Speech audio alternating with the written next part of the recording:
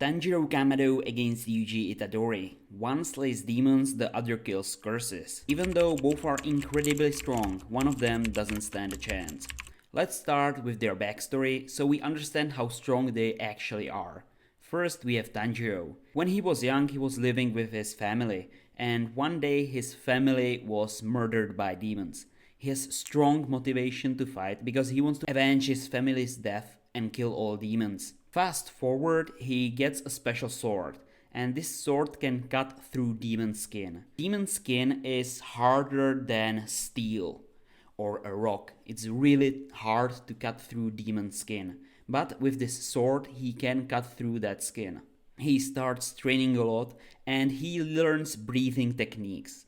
If you played any video game, breathing techniques are basically activated abilities. He learns water breathing technique and he perfects it over time. He defeats many demons along the way, but then he learns sun breathing technique.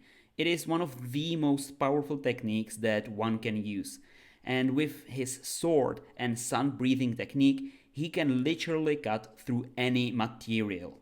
So this is what is important to know about Tanjiro. Now we move to Itadori. He was a high school student with big physical strength. One day he finds a powerful cursed object, the finger of Sukuna, and he swallows it. From that moment, Sukuna becomes a part of him, which allows him to gain immense curse energy. He joins Tokyo Jujutsu High and he trains to control cursed energy and use it to fight curses. He masters a powerful technique which is called Divergent Fist. When he punches, his physical strike lands first, followed by a delayed second impact from his cursed energy. This is a powerful double hit effect where his opponents feel both the physical force of his punch and a secondary impact from the cursed energy. He kills a lot of curses along the way and then he learns his most powerful ability, Black Flash. This is an advanced cursed energy technique. It's far stronger than a regular cursed energy punch. It's many times stronger than Divergent Fist. So now we know the strengths of both of these characters so we can compare them. And there are three main characteristics: speed, intelligence, and durability. First, let's start with max speed. Tanjiro's max speed is roughly 120 kilometers per hour. He achieved this speed when he combined water breathing and sun breathing technique while fighting upper rank 6. And this was shown in Season 2, Episode 9. Based on that clip alone, the speed is roughly 120 kilometers. It's not an exact number, but it's good to know a rough speed that he can achieve. On the other hand, Itadori's max speed is only 60 kilometers per hour. And we've seen this speed when he was running away from a cursed train. And this is Season 2, Episode 20. Overall, if we compare these two clips, Tanjiro using his breathing technique and Itadori running away from a train, we can see that Tanjiro is faster than Itadori.